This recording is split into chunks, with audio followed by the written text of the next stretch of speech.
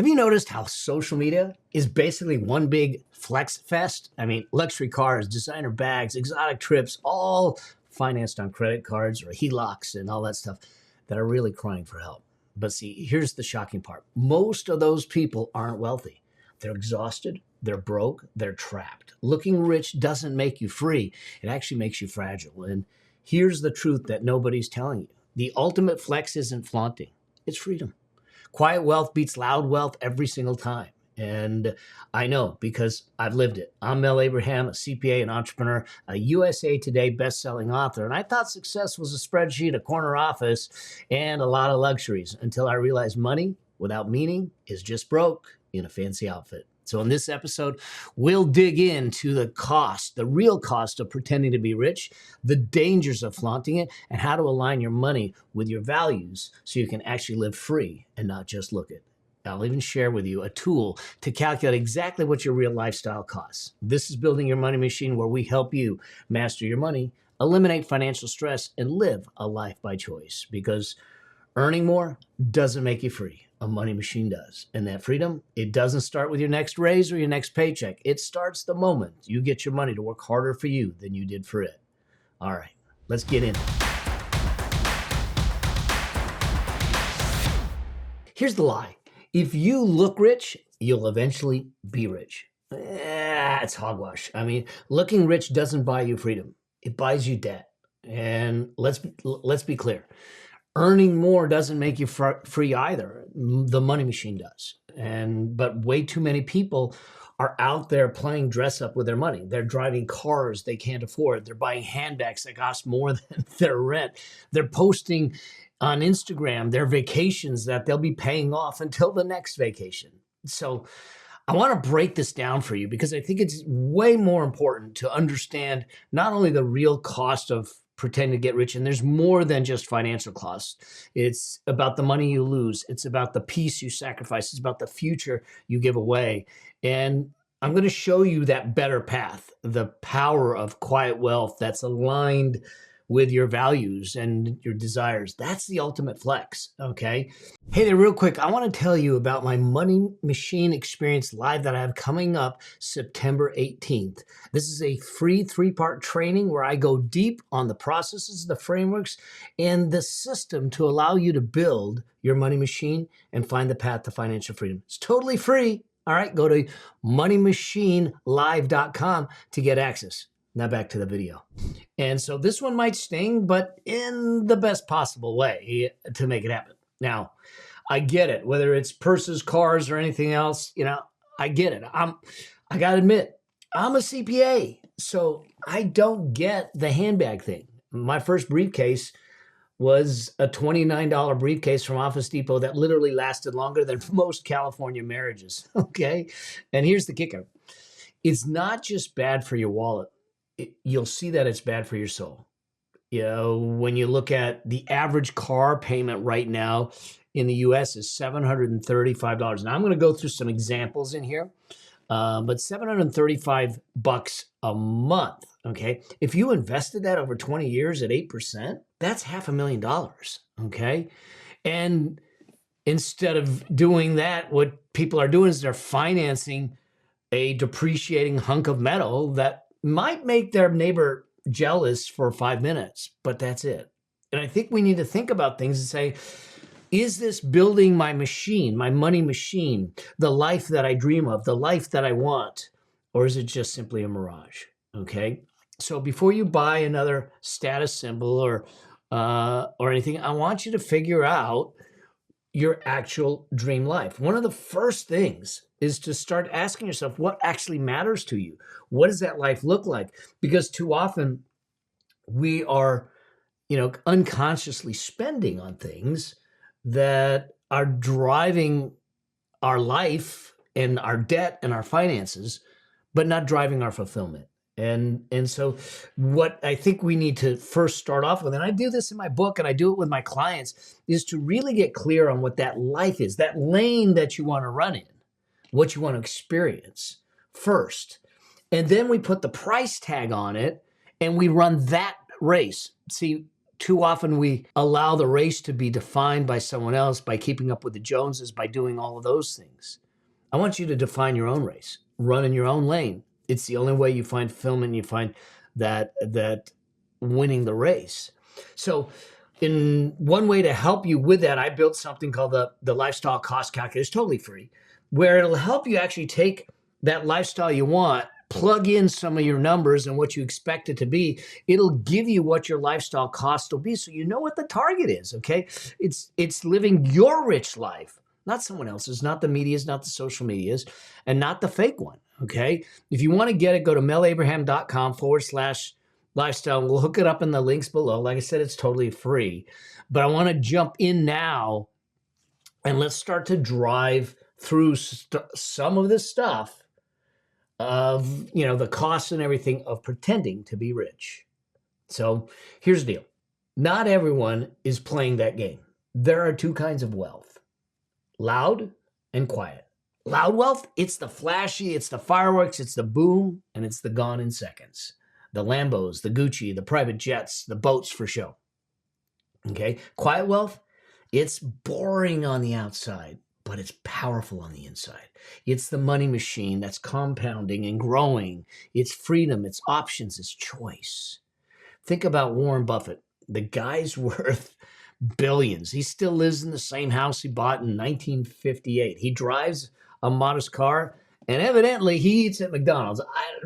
That's something we should talk about. But he doesn't need to prove anything because he knows his worth. He knows what he's worth. Now, he knows his financial worth, but he also knows his personal, his self-worth, okay? And so the challenge is that you compare that to that influencer who's renting the Lambo for TikTok videos. One is literally free.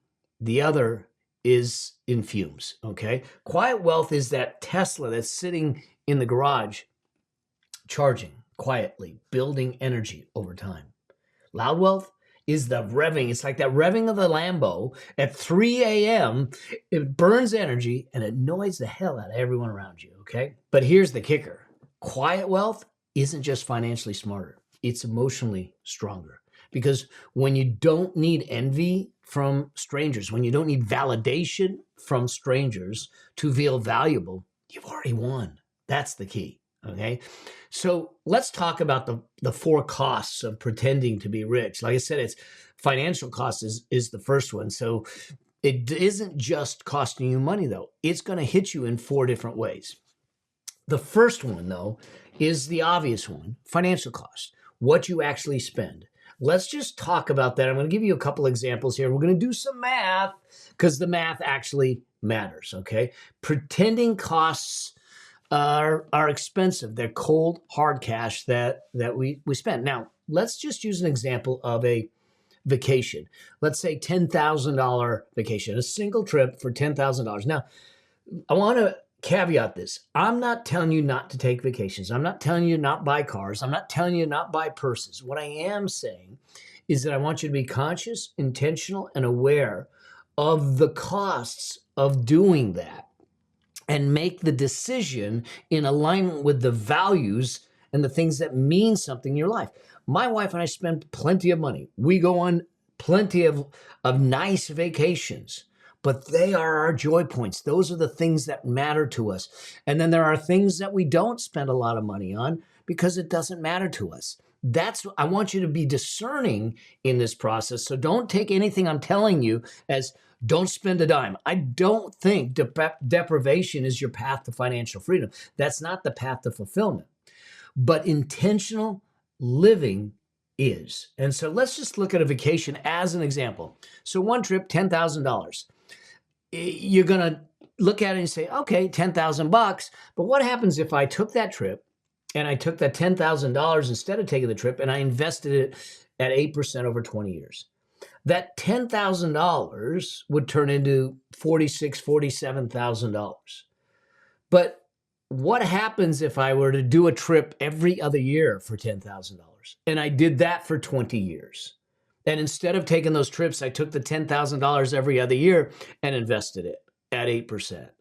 Now, all of a sudden, those vacations I was taking, could be $256,000 if we just invested it. Now, that would mean that you're not taking the vacations, which isn't what I'm trying to get at, but I just want us to understand that the vacations need to be meaningful, which also tells you this. If you're going to take the vacation and spend the money, then make sure that you enjoy it. Make sure that you're there and present every moment, and really take everything out of it, because it's not just the 10,000 that it's costing you. It's costing you 40,000 or 100, hundreds of thousands of dollars, depending how often you take it. Now, let's add one layer to this, another layer to this, and let's assume that you don't have the cash for the vacation. So now we're going to finance it on a credit card at 22%. So now all of a sudden that $10,000 vacation balloons to over $17,000 because it's going to take almost 6 years to pay it off.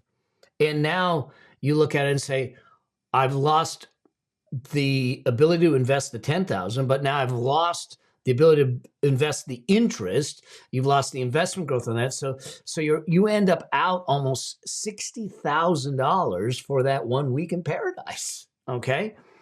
That's not wealth. That's survival in a swimsuit. However, once again, if this is something that's meaningful to you, that aligns with your values, then I want you to do it smart. What I don't want you to do is continually be in debt to finance vacations. We need to be smart about it. You got to use rules. You got to, you're doing a vacation every couple of years. That is a really nice vacation, and then smaller vacations in between. We cannot finance lifestyle over the long term and think we're going to get ahead long term. In fact, my kind of base rule is this: if the enjoyment time for whatever you're spending it on is less than the payment time to pay it off, it's probably not the right way to spend it, or the right way to finance it. Let's look at another one. Okay, another example that is very prevalent right now, and that's buying a car. Okay, let's assume that you're going to buy a $70,000 luxury vehicle. Now, many of these dealerships and many financiers, that they're doing these crazy deals. We're going to finance it over 7 years. Y'all, a 7-year financing time on a vehicle is pure ludicrous. Okay, it doesn't make sense. But let's just look at it for what it is. Finance it over 7 years. Say a $70,000 car financed over 7 years at 6%. That's over $1,000 a month, $1,023 a month. So over that 7-year time frame, you're going to buy this vehicle, and it's going to cost you almost $86,000 total. So $70,000, but with the interest, it's going to cost you almost $86,000 total. The value after 7 years of that car on average is probably only around $24,000. That means the economic loss for buying that car and financing it over 7 years is over $60,000. Okay. Why I'm getting at this is that financing long-term, very aggressively depreciating assets does not make a lot of sense. Okay. Now, full transparency, I drive a nice car. I didn't finance it. I paid cash for it. I put money away and put myself in a position to pay cash for it. And we keep our cars for a long period of time, 7 to 10 years. We don't drive a ton. Okay. But financing a luxury vehicle over a 7-year time frame like this, that's not building the money machine. That's not moving you to fulfillment. That's just broke in leather seats and financed. Let's compare it for a moment, okay? When you start to look at even a smaller vehicle, a more affordable vehicle that you're going to keep over 7 years, but you're going to finance over 42 months, okay? So let's assume that you have a more affordable car, $25,000 car, but you're going to finance it over 42 months at the same 6%. Now, I use 42 months because I don't want you financing a vehicle for more than 3.5 years. What's going to happen is your payment's still going to be substantial. It's still high, $661 a month. The total amount paid for that kind of a car is $28,000. The value after 7 years is probably somewhere around $8,500. In the end, you lose about $19,000 on a more affordable car held over 7 years, financed over 3.5 years, versus buying that $70,000 vehicle, seven-year financing at 6%. That gives you an ability to take the difference and invest it. That's the challenge, is that we are building wealth or creating assets that actually aren't building the machine. They're costing us. And if we make better decisions, because the fact of the matter is the $70,000 car, the $30,000 car, or the $40,000 car, they're going to all three get you to Costco just the same. One's just going to be more expensive. One's going to cost you more in the long run. And does it really matter? Okay. I think that's the thing that we need to think about. That's the financial cost of things. And it's real, but there's other costs, and those other costs are opportunity costs. This is the question of what could you have done with the money? See, every time we spend money, we don't have it to do something else in our life because it's finite in what we have in the moment. Okay. So the money we have in the moment, we can either go buy the car, take the vacation, buy the purse, buy the car, buy the clothes, buy the big screen TVs, but we can't do both at the same time because once the dollar's spent, it's spent. So think about the opportunity cost. If I took the $1,023 for that $70,000 vehicle and invested at 8% for 7 years, okay, that's going to turn into $117,000. Remember the $10,000 vacation that we took every other year? If we invested that over 20 years, that's $250,000. There is a true opportunity cost with it. And again, if you want to do it, that's fine. I just want you to be conscious. I want you to be aware. I want you to be intentional. No, I'm okay with it. Like I said, my wife and I take expensive vacations, and we know what it does to our financial future. And we're cool with it because it's part of the plan. It's part of the work that we're doing to make it happen. So it's not about pretending to be rich, it's about being smart and strategic and work with a plan to make it happen. So it's not wasting away your future. The third cost is the emotional cost. Pretending, it's exhausting. The stress from $1,000 plus car payments just to impress people, if that's the motivation, is going to pressure you and it's going to stress you out. Okay. The cost of having a huge overbuying a house just to have it, to be able to do that is, yes, it's an asset. It's a home that you live in. It's great. You can show it off. You can have your parties. You can do it. But if you're constantly in debt or you're constantly stressed and you're having a hard time keeping it and maintaining it, what's it all for? Okay. The dread that comes in when the credit card bill finally lands from that dream vacation, you go, great, how the heck am I going to pay for it? Or the constant paranoia of being found out when the image you've created doesn't match the reality of what's going on. And here's what I mean by that, is that I actually watched someone he owns this fuselage of a private plane that never leaves the ground. And he rents it to influencers to come walking up the tarmac, get up on the plane. They close the door like it's their plane, do their filming, and then get off the plane. The plane never moved. It never went around. That's creating a facade. And at some point, people get found out. Or at some point, the debt to get there, to create that image, catches up on them. That's not confidence. That's anxiety in a suit, in designer clothes. That's not freedom. That's survival with a sunroof. I mean, it's something we need to watch out for. And then the fourth cost is this, social cost. Finally, when it comes down to it, it literally can damage relationships. See, here's the thing.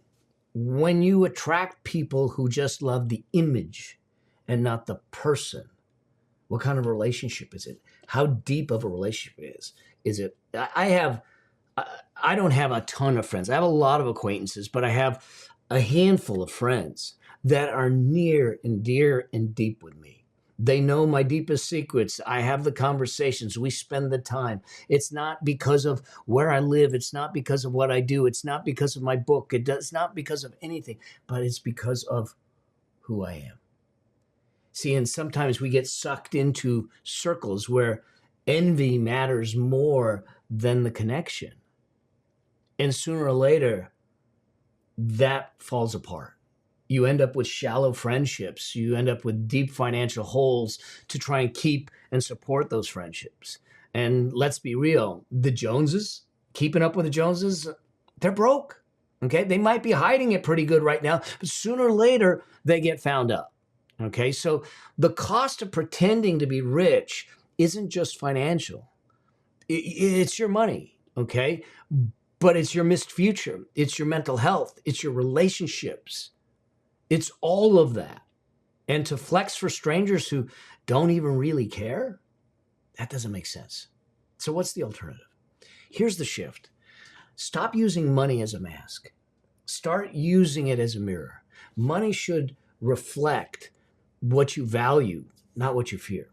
And I think I want to give you a 3-step framework to start to shift that, to bring it about. Because when you use your money as the paintbrush to paint your life that I call your masterpiece, now money is aligned with your values, with what you value, with your mission, and what your calling is in life.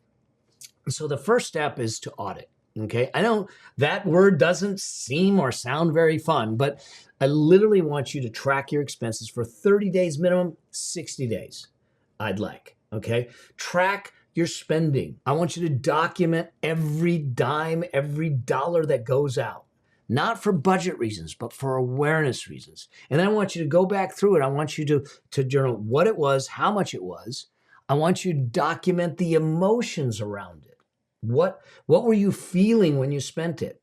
What was it about? Okay. And then ask yourself, does this align with my values? Family, health, growth, experiences? Does it align with my values? And if you're a couple, do it together.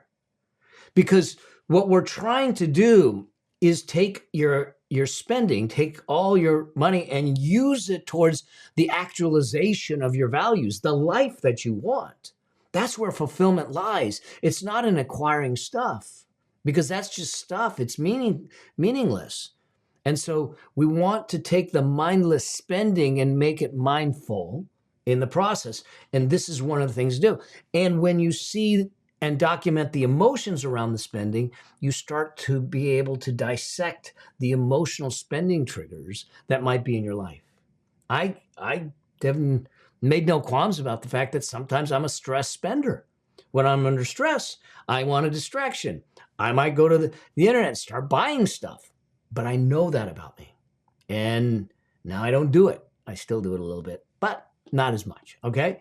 But I'm aware of it. All I'm trying to do is raise the awareness so the money isn't in control of you. The emotions aren't in control of you, but rather you're in control of the money and the emotions, okay? So step 1 is to audit. The step 2 is to cut. Step 2 is to cut. I want you to circle the things that align with your values. Now, I want you to cross out the things that don't. The stuff that when you look at it, go, that was just for status.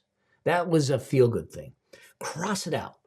Cross it out. Not because you're going to eliminate all of it, but you will eliminate as much of it as possible, because instead of buying things that are creating status to show other people, to flaunt for other people, you're going to buy the things that give you joy, give you fulfillment on the inside. So it doesn't matter what other people think, okay? I live my life, okay? We can have a bigger house. We can have even nicer cars than we already have. We can do a lot of things, but we just don't do it because it's not in alignment with the direction and the vision we have for our life. Now I want the same thing for you, okay? So when you understand that, I want you to eliminate the stuff that's for status or that you don't need. And then I want you to take that money and go to step 3. And step 3 is to redirect. Take that money and put it towards your freedom. Whether it's to build your emergency fund or pay down debt or invest, follow the work in my book, Building Your Money Machine, especially chapter 12, where I give you the wealth priority ladder. And I literally tell you, here's the things to spend your money on. Here's the allocation and how to take each dollar and optimize it to build your wealth in the best way possible. And at the first level is for you to first start to understand that it's important for you to build an unshakable foundation. That is about debt management.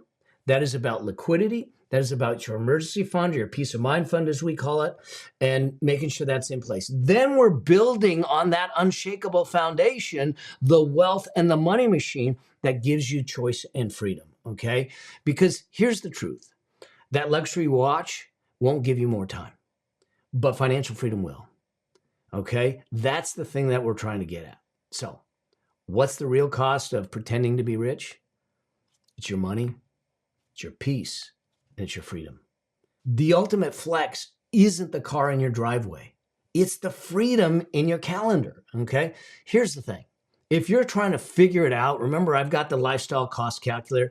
Download that. It'll help you understand your real costs, what your ideal life costs, to build a plan, align it with your values so nobody else is defining it for you. You don't need anyone's approval, okay? We'll put the links down in here. And here's my challenge for you now. To go out this week and audit your spending, to ask yourself, is this going to get me closer to my money machine, the freedom that I want, the life that I'm envisioning, or is it a mirage?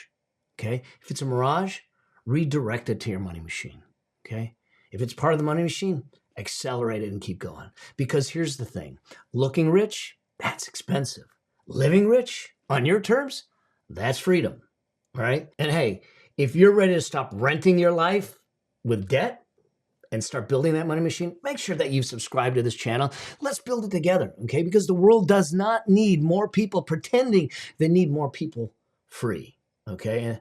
And the real cost of pretending to be rich is your freedom, all right? I hope that this makes sense. I hope you'll take it for what it is. Remember, I'm not telling you not spend. I'm just telling you to make sure that when you do the spending, when you do the investing, you do it in alignment with your values, because that's the path to your fulfillment. So your dollars are doing the right thing in your life that you need, and you're in your lane. It's the only place you're going to win the wealth game, is in your lane based on the life that you want. All right. If I can help you in any way, do me a favor, send me your questions, send me your notes, send me your comments. Let me know when you do the audit what you might be eliminating. I'd love to hear from you. I'd love to support you on that journey, and I'd love to see you on your path to financial freedom. And until I do, as I always say, always strive to live a life that outlives you. See you in the next one. Cheers for now.